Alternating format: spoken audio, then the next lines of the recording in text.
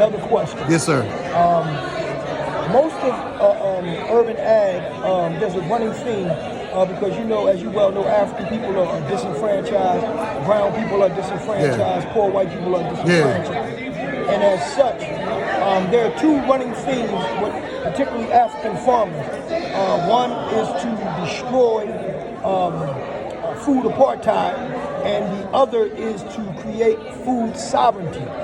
What are your takes on both of those concepts?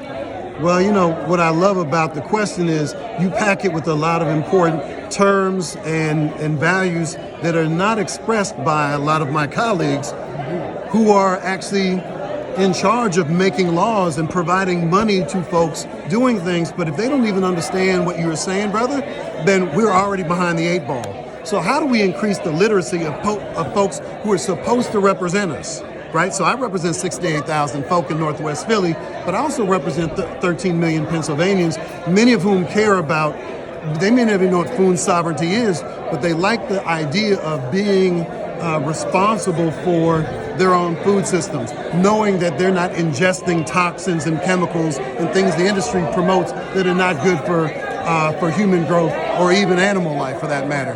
So how we talk about this is as important as the subject itself. We need to know what food sovereignty is. We need to know what food security is. We need to understand food swamps, right? Not food deserts, but food swamps, right? And we need to understand what all these terms mean and how it impacts the choices we make as families, the choices we make as individuals, as whole communities, and entire cities, right? We got a new mayoral administration in Philadelphia. How do they show up